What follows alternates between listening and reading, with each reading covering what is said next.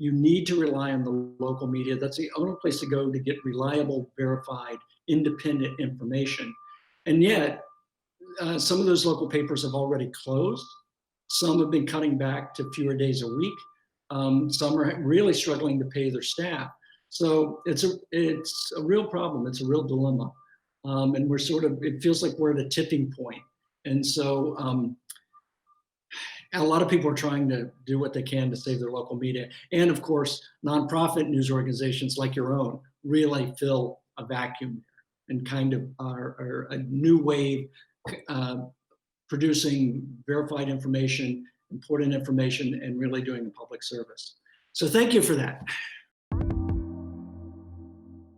Thank you all for joining me for our next episode of The Midpoint. Today, I'm so excited to have with us Joe Stevens. He's the founding director of the Princeton Journalism Program and a former writer for The Washington Post. He's here to talk a little bit about journalism and COVID-19. Well, thank you so much for being with me today, Joe. I'm really excited to talk a little bit about local journalism, national journalism, as well as how COVID-19 has affected the industry at large. And I know you have some experience in that, both in field, but also in teaching.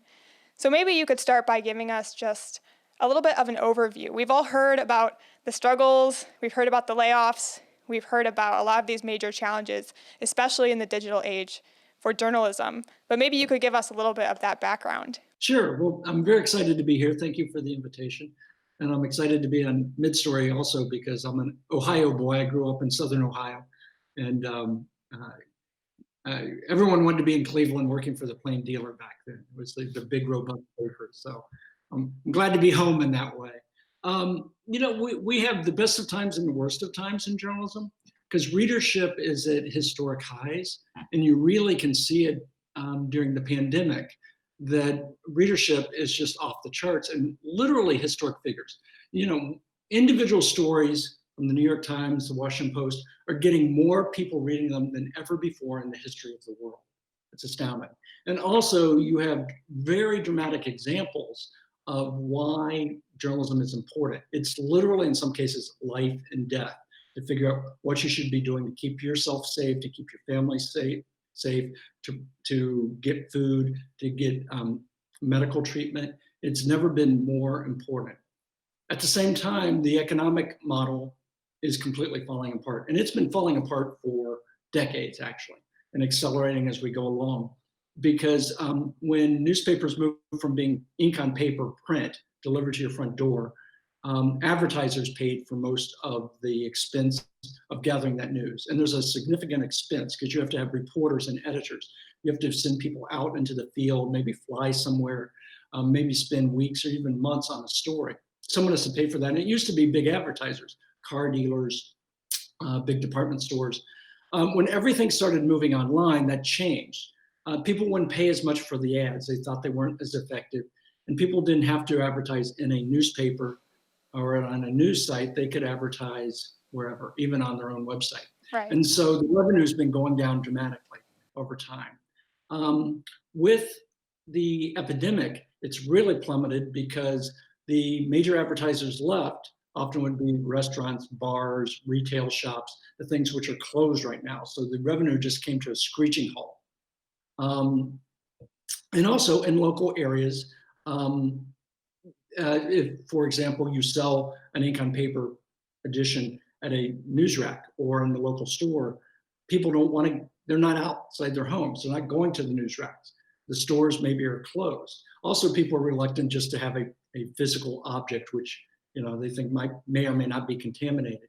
So they're very rough times for the small papers. Interestingly, for the very few large papers that are doing well over recent years, they are actually doing quite well now. A rare phenomenon, the New York Times reported that in the first quarter, its revenue actually increased because they've switched from being supported primarily by advertisers to being supported by their own readers. And more people desperately needing hard, verified facts have subscribed to the New York Times in the last couple months. And also people are at home and they have more time to read and to educate themselves about many subjects. So their revenue actually went up. So large papers are doing well. Local and regional papers are really struggling at a time when they're needed the most. In your own community, how do you know which grocery stores have what you need? How do you know where to go if you need to be tested? You need to rely on the local media. That's the only place to go to get reliable, verified, independent information. And yet, some of those local papers have already closed. Some have been cutting back to fewer days a week. Some are really struggling to pay their staff. So it's a real problem. It's a real dilemma. And it feels like we're at a tipping point. And so a lot of people are trying to do what they can to save their local media. And of course, nonprofit news organizations like your own really fill a vacuum and kind of are a new wave producing verified information, important information, and really doing a public service. So thank you for that. Thank you. Yeah, thank you for saying that. I think, something you mentioned that's really interesting, and also particularly about the models that journalism organizations and newsrooms are changing. I mean, I recently read some news that the Washington Post as well is thinking about, they cannot just rely on ad revenue any longer. And especially during the pandemic, where, as you mentioned, ad revenue is plummeting, even if subscriptions are going up. What are some of the ways that journalism organizations and newsrooms are pivoting? I mean, specifically, I think I read somewhere, with the Washington Post that, of course, now that it's owned by Jeff Bezos, that there's been some pivots toward being more tech involved. Of course, we've noticed some really incredible things coming out of newsrooms, like interactive digital media, graphics and maps for COVID-19. What are some of the ways that they're innovating as this crisis goes on? Well, obviously, big online, delivering your information online gives you a lot more flexibility. As you say, you can do interactive visualizations, you can do spreadsheets, you can localize things. You can go to the Washington Post and pull down a map for statistics on the epidemic, illnesses, hospitalizations, available hospital beds, and you can go to your local community. And so you can get information that's very personalized to you, allows you to do that. It also allows the reporters, this is huge, reporters face the same risks that everyone else does. And so most of them are now working at home and they're producing their stories entirely from home. And they couldn't do that unless they could deliver the information also to their editors electronically. The editors can come in electronically. They can have readers actually take photographs of themselves, take videos of themselves. They have people actually like shooting out the window for their block. How do you get news of what's happening on someone's block? And you don't want to physically go there so you don't get sick. You can have someone take their phone, shoot out the window, and send it to you. So this gives you a lot of flexibility, lots of new ways to produce the news. And thank goodness we've got it right now because we really need it. Yeah, absolutely. And pivoting back toward what you were saying about local journalism in particular, I mean, I think we do see that divide, in the successes of different newsrooms at this time, financially, is that, I think national news is getting a lot of attention. People are relying on that. And in some ways, this crisis has exposed the real need, of journalism during these times. But we're seeing a little bit difference, like you mentioned, in local journalism, is our newsrooms are struggling. I think most, maybe near and dear to our hearts too, as Ohioans, and also you mentioned having been from, being from Ohio, that, I mean, the Plain Dealer, obviously that news recently about the newsroom layoffs and all of that. And also that the Plain Dealer is not going to be covering the main area of Cleveland anymore. I mean, there's a lot of questions, of course, I'm sure people have, but is this similar to what's happening in local newsrooms around the country? And how are communities dealing with that gap? Yeah, it's very sad to see what's going on in local journalism. And the US has a really incredibly rich history of local journalism and just kind of a whole ecosystem of ways to inform people around the country. And also we learn about other parts of the country through this. And it's really wilting on the vine and it's very sad. I myself spent most of my career before I was at the Washington Post in local and regional newsrooms. I started off right out of college. I was editor-in-chief of a small county seat weekly newspaper. And some weeks I was the entire staff as well as being editor-in-chief. And I took all the photos, I developed the photos, I laid out the pages, and we did a good job. And I was in I worked for the Kansas City Star for many years. When I was growing up in Southern Ohio, the Plain Dealer was one of the great regional papers. It was just big and strapping, and it did great accountability reporting, great investigative reporting. It held the powerful people accountable, did such a great job. And it's been very sad to see it slowly shrink. But it's not the only one. It's most of our regional papers have shrunk and shrunk and shrunk, and then they've been cutting back as the economic model changes. Another thing that's gone on has been big chains have come in and bought up individual papers. And sometimes these corporate owners are not as interested in community service and public service. They're more interested just purely in revenue. And so that's been very sad to see. And, you know, it's almost unthinkable to me to think of the Plain Dealer being in a position where it's not even adequately covering the city of Cleveland. And it's hard to replace that. It's something that if it goes away, we've lost something in the US that a lot of different other countries have not had the luxury of having this robust local and regional media. And if we lose it, it's going to be very hard to replace. And as I mentioned earlier, one of the things that's happened is we've had nonprofit news organizations such as your own have been springing up all over the country and trying to fill the gap. But it's hard because what we're losing were big, robust news organizations with dozens of people, sometimes hundreds of people working in the newsroom. So it's very hard to replace. But nonprofits have been helping. There have been a number of foundations and incubator groups have sprung up to try to provide funding. There's like Report for America, ProPublica, the investigative nonprofit group out of New York, is doing a great job helping put reporters in regional news organizations. And they're doing some really, really great work. But it is not yet enough to completely replace what we've enjoyed and taken for granted, to tell you the truth, in the past. We also are lucky to have public radio in a lot of communities. That's one thing which is taking up some of the slack, these NPR affiliates. And they really are good at providing local news, especially as you get out west in farming areas, places that are very rural. They're great because they can cover a large span of territory. But there's no good answer right now. There's been a lot of talk about public funding, government funding for news organizations. Is something we've been very reluctant to do in the US, especially because we've had such a robust independent media. And journalists don't like the idea of asking for money or being beholden in any way to government. But things have gotten to such a critical point that there's now renewed talk about whether the federal government and state governments should help pay for some of journalism, which it's a controversial issue. And I'm not sure readers have decided exactly what they would think about that so far. And something I've seen also with local newsrooms in particular, I mean, there are communities, I know this is true in Princeton as well, is that a lot of the local papers are not maybe doing that well, but there have been kind of hyper-local digital newsrooms that have come out and taken over that, not having print at all. There have been different models to try to address that. Of course, relying on other things besides ad revenue, having kind of voluntary subscription services.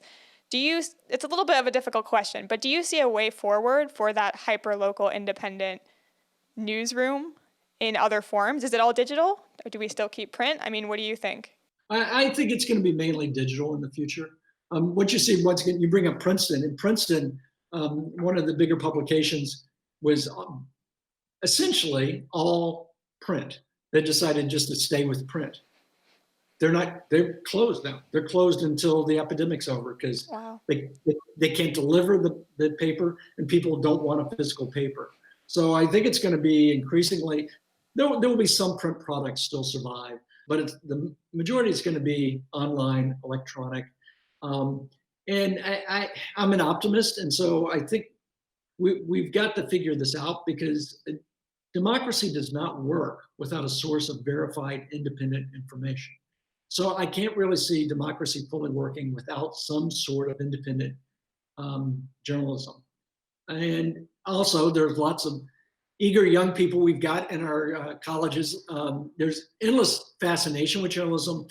people see journalism as a calling, and we have people like yourself who are out there fighting the good fight. So I hope we'll figure it out.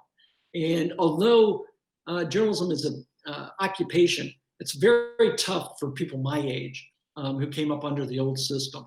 I actually think it's not a bad way to start out now when you're young and you are digitally savvy and you can ride up whatever replaces what we had before. But it's fun, it's exciting, it's frothy, but we can't see right now exactly what it's going to be because you never can see how a revolution ends when you're in the middle of it. So I've got hope. I just can't forecast exactly what will be the replacement. We got to have the hope, right? Exactly. And that, I think, brings me to another question. I mean, so you're the founding director of the program in journalism at Princeton. So obviously you're working with a lot of young, aspiring journalists. How have conversations with them pivoted, considering this crisis, considering the current kind of state of journalism? What kind of conversations are you having with these aspiring journalists today? Well, much like what we've been discussing, we talk about a lot of the same things, changing in business models, how to hold government officials and the powerful accountable in the future. There's lots of creativity among the students, a lot of energy and interest. Interest is not waned. Our courses all have long waiting lists. Interest in journalism hasn't gone down at all. Now, if the students really get interested and they're nearing graduation and they want to talk about a career, students often will come in and ask, how realistic is it?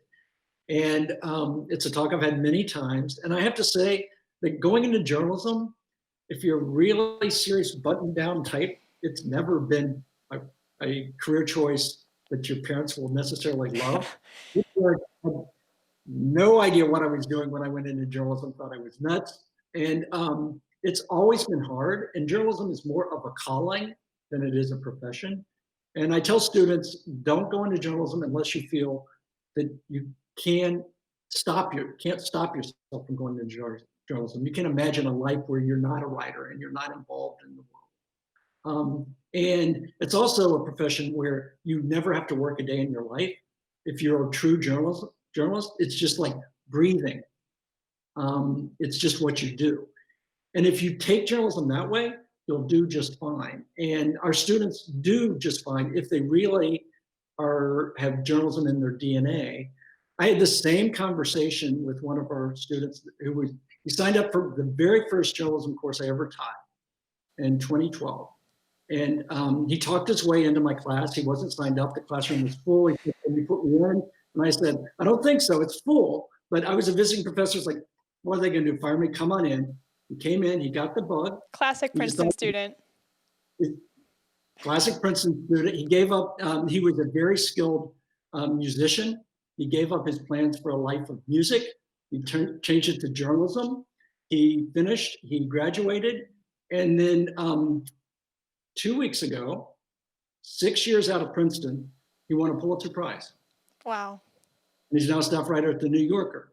So if you really are committed to journalism, you still can make it. Absolutely. It's not easy. It was. It's absolutely not easy. And I think another thing we're hearing about a ton, and of course on our end, working in media, working in journalism, I think there's a good amount of understanding on, what is reliable reporting? What is, an unbiased news source?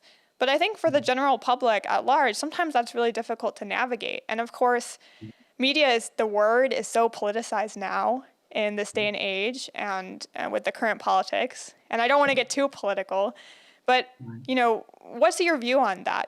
This politicization of media, of journalism, the words being thrown around like fake news. What's your view on that? I think it's incredibly important that we have journalism which is independent. We used to call it objective, but we don't use that term much anymore. If an independent form of journalism or something that aspires to be independent goes away, everyone will miss it incredibly and immediately. And it will be almost impossible to be replaced. And some people argue you can't really be independent. You can't put your personal views aside. But I see it as something to aspire towards. It's like love or truth or honesty. You aspire towards being a good human being. You aspire towards being objective and independent. And that is of huge value. Everything in our lives seems to be becoming politicized now. And I think it's really important that we have some aspect of our society which tries, whether they are perfect and succeed at every instance, which tries to remain independent and not to take a side. And so I just have to think that's going to continue in some form, because if everyone is just simply rooting for their team, we're all going to fail. There's no way society can work that way. And if you're someone, let's say you're in a small town somewhere in the Midwest, let's say, local news isn't doing so well, and you're trying to navigate, how do we understand our community? How do we understand what's going on nationally in this current crisis? How do you navigate where to get your information? How do you make sure that what you're hearing is reliable? How do you inform yourself in a time where maybe there's an abundance of information, there's an abundance of sources? How do you navigate that? Yeah, we have more information now than ever, and it may be more confusing than ever. So the course I'm winding up this semester at Princeton is about specifically that. It's called What to Read and Believe in a Digital Age.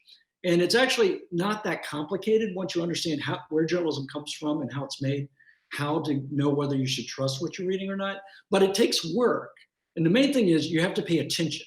And all you're looking for is to be entertained. You're going to get misled, you're going to get confused, right, and you're not going to get the most information. So a couple keys is, one, if you're you're not watching like a late night comedy show for entertainment, you're actually looking to be informed, make sure what you're looking at is journalism. It's not political speech, it's not advertising, it's not propaganda, that you're looking at someone who's making it their job to try to know how to get verified information, to verify it, and then present it to you fairly. That's step one. Then secondly, look at the component parts. Journalism doesn't just drop from the sky fully born. It's made up of these basic materials, and there's really only 3 essential materials. All news comes from somewhere. It's either from humans. Journalists call these sources. I have a source told me this. It's just a human. That's just a fancy name for a human. It comes from a human. If the journalist is getting information from a human, do they say, I got this from Logan Sanders? You should trust Logan Sanders because she has a PhD in this area, or she's been a doctor working on this disease for the last 10 years. Look to see if they identify the human by name and by qualifications. The other basic material is observation. The journalist went to Costco and looked, and there was a line that stretched 3 blocks down the city. If the journalist sees it, unless they're willing to just make it up, that's also a good source of information. And they should explain what they saw and what they did not see themselves, as opposed to just listening to second or third hand accounts. And the third of the 3 basic elements is documents, which now a lot of documents together is data. We're in the digital age, so a lot of data. So sometimes journalists will use statistics. They will get, the mayor hired his brother-in-law to supply gloves and masks to city hospitals. You can get a document for the contracts to prove that. And then the journalism outlets should link to that very document so you can see the document to see if it's accurate. Or they use a bunch of documents such as data. Data we got from the CDC shows that the number of infections this week has gone down in Ohio by 10%. Actual data. And then in the news report, the journalist can link to that data. So whenever I read anything or view anything, I'm looking for those 3 elements. What was this story built out of?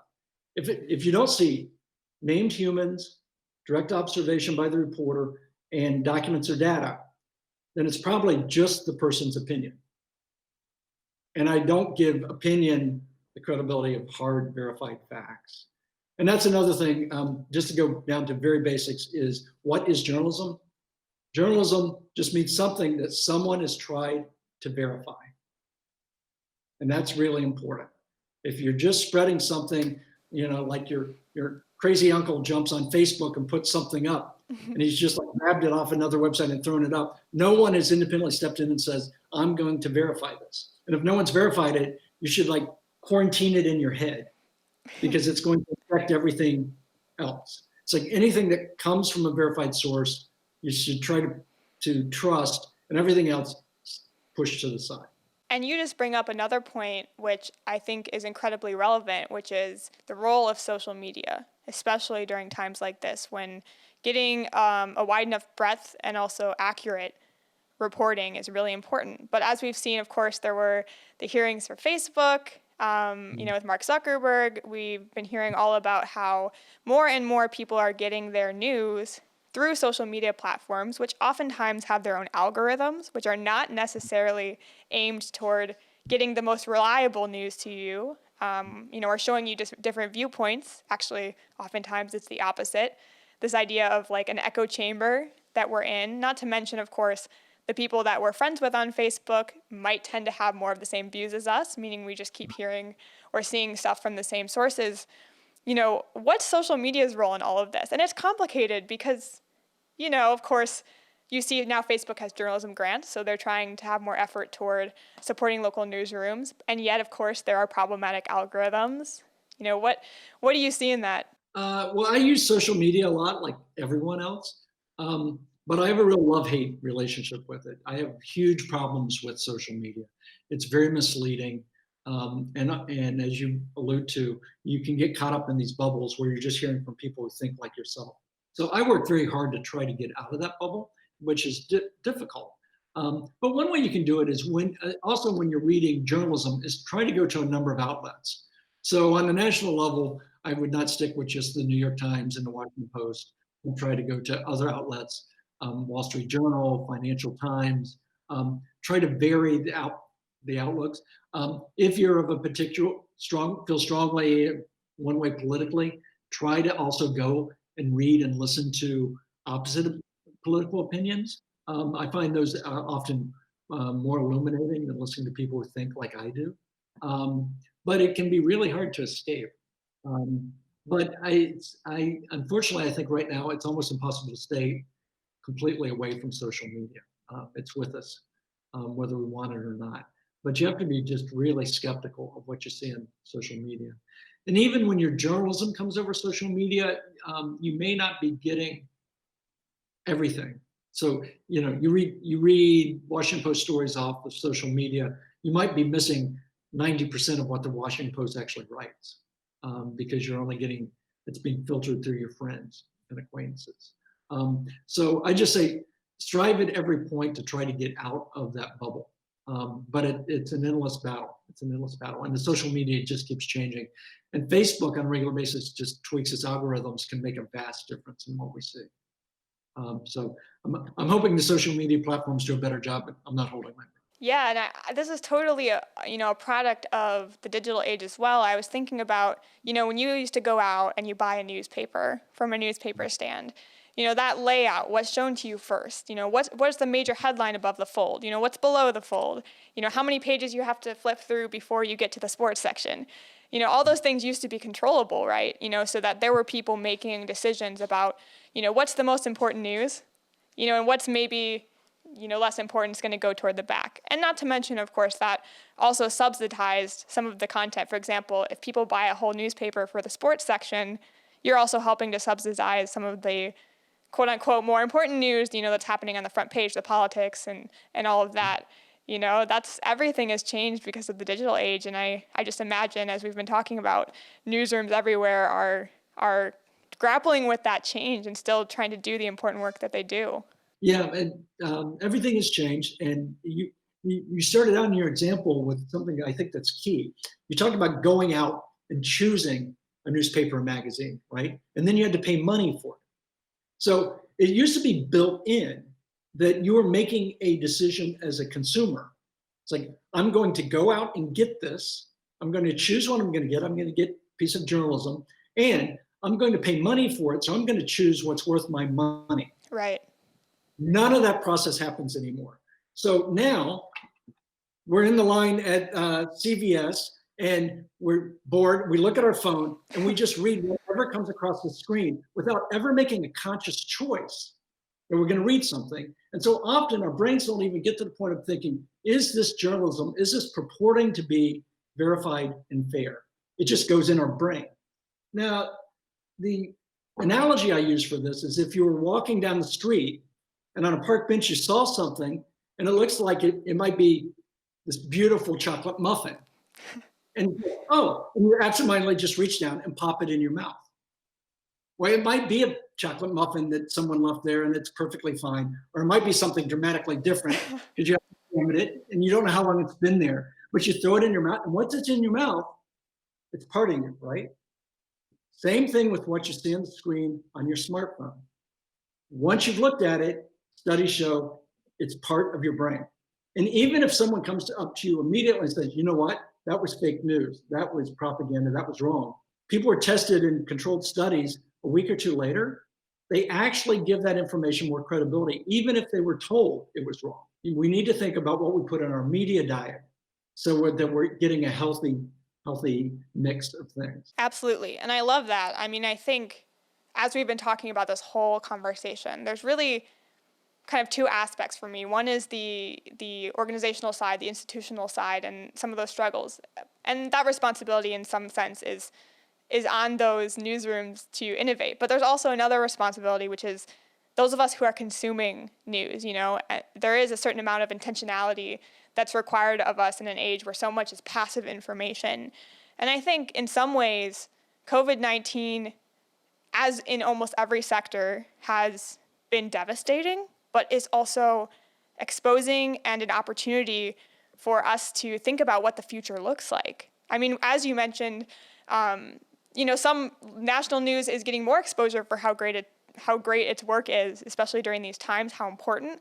You know, ad revenue has decreased dramatically, though, as it was already doing, but this is kind of just, you know, the icing on the cake in that.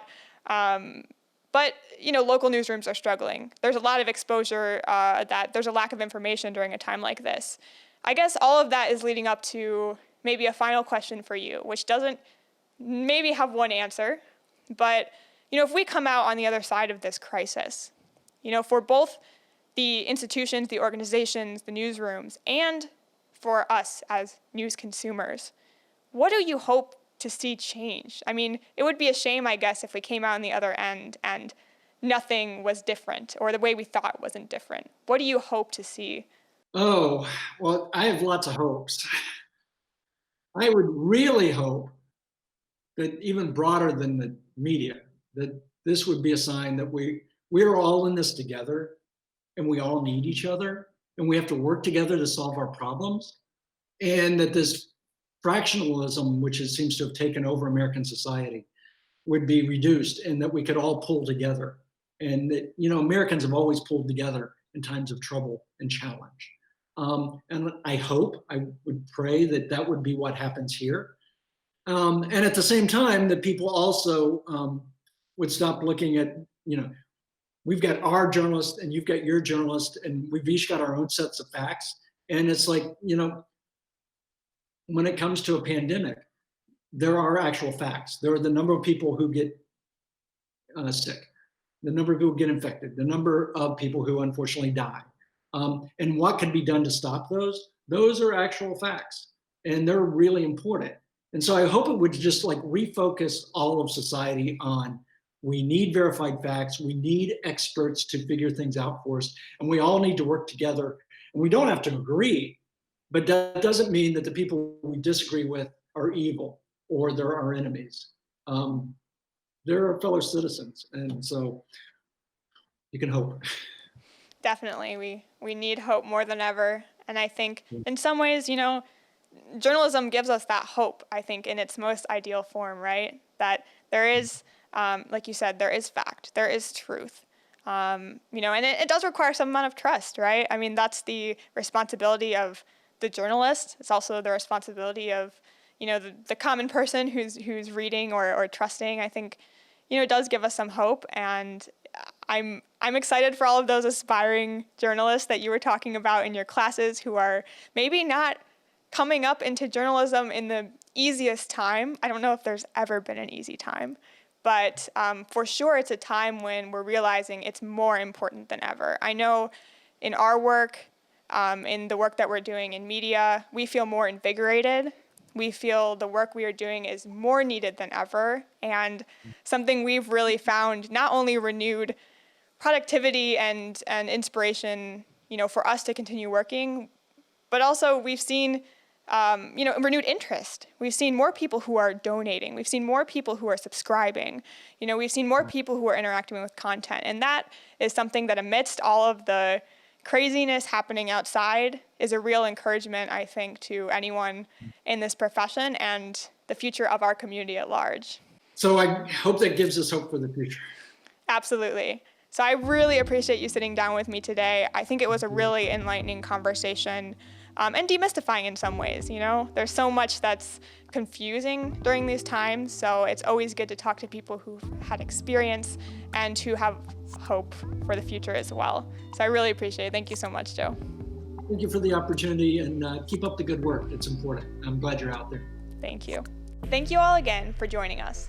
And in this time of uncertainty, the need for reliable and trustworthy information is more important than ever. If you enjoyed this content, like, share, comment, and consider subscribing to our weekly newsletter. The link's below. As always, stay safe, stay healthy, and stay human.